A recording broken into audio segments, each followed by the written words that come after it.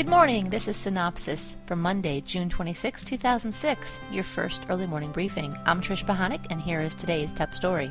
Credited as the most prolific producer in the history of television, Aaron Spelling died on Friday at the age of 83. There are virtually no television watchers who haven't spent some time in front of an Aaron Spelling show. His programs set new television benchmarks, creating new genres and some of today's biggest TV stars. Among his list of creator and or executive produced credits are The Mod Squad, Charlie's Angels, Starsky and Hutch, Dynasty, Family, The Love Boat, Heart to Heart, Melrose Place, Beverly Hills 90210, and Still on the Air, Seventh Heaven. He started out as a bit actor and can be seen in an episode of I Love Lucy called Tennessee Bound, in which he played a gas station attendant, as well as several episodes of Dragnet. When that wasn't working as well as he may have hoped, he found more success in writing. His first writing credit was a script for Jane Wyman Presents Fireside Theater in 1957.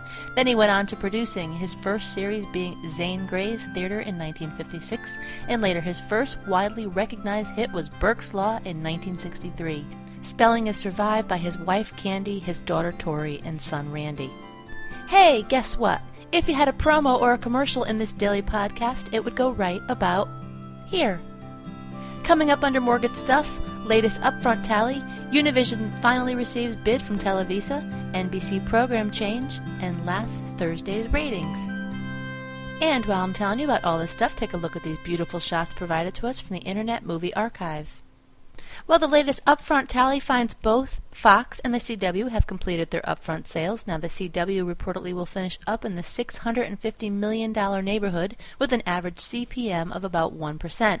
That puts the CW ahead of the WB's take last year by $40 million, though shy of the combined UPN and WB upfront total last year, approximately for $800 million.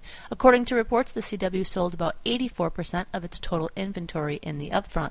As reported last week, Fox has finished up in the $1.8 billion area, up approximately $200 million from last year, with CPM increases of between 2 and 4%, thanks in large part to American Idol, House, and 24. Televisa may have lost a couple more of its consortium partners, but still puts in its fully financed bid for Univision at approximately $11 billion, pegged at approximately $35.75 a share, or a little more than Haim Saban-led group of $35.50 per share submitted last week. Televisa's group suffered a setback last week when it lost 3 members, Blackstone, KKR, and Carlyle, causing the group to miss the initial deadline for bids. And then late last week, Univision opted out. After a quick reining in of the remaining partners, Televisa, Bain Capital, and Cascade Investments, the capital was raised and the bid placed. The bid placed by Haim Saban's group was due to expire last Friday and did when Univision didn't respond. Saban's group is reportedly considering a rebid, and Univision is looking for a bid in the $38 per share range. Program change at NBC. The results show for America's Got Talent was originally scheduled for Thursdays at 8:30. That has been pushed back to Thursdays at 9:30, hopefully giving the net's newest drama series, Windfall, a little boost at 10 o'clock. The TV Guide channel will expand its programming to include the game show series Hollywood Showdown. The half-hour pop culture and entertainment contest was acquired by the network and will premiere today at 12 noon, airing every weekday. The show was previously aired on both GSN and PAX and is hosted by Todd Newton of Whammy fame. Playboy Enterprises Incorporated has acquired Club Jenna Incorporated, the multimedia adult entertainment business founded by Jenna Jameson. Playboy will now control the Club Jenna brand and business assets that include a film production division, a library of video content, multiple websites, and a DVD retail distribution arm. Terms of the final deal were not disclosed. Both Jenna and her husband, CJI President Jay Gradina, has signed personal service agreements with Playboy as part of the agreement. And I have a correction for you this morning. Warner Brothers' 2.5 Men terms include 1.5 minutes Barter National and 5.5 local minutes, 11 vales total for the local station, Monday through Friday. Friday's edition said 11 minutes should have read 11 units. Well, moving along this morning, here are the rating summary for Thursday night according to live plus same-day ratings from Nielsen Media Research.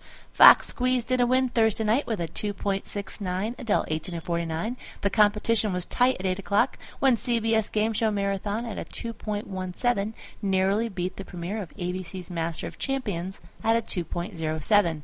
And the rerun comedies of My Name is Earl and The Office on NBC were right behind at an average of 1.97. Now at 9 o'clock, Fox stepped up and won the hour with So You Think You Can Dance at a 3.611. Then at 10 o'clock, CBS took the lead again with an encore of Without a Trace delivering a 2.78. And here's today's trivia question. Who had a pet with 8 legs named Aristotle? Well, that's it. Be sure to check your email for the full printed version of today's synopsis with some new executive moves, more on ratings, loads of new classified ads, a few of the stories that didn't make it into this podcast, and of course tonight's primetime broadcast lineup.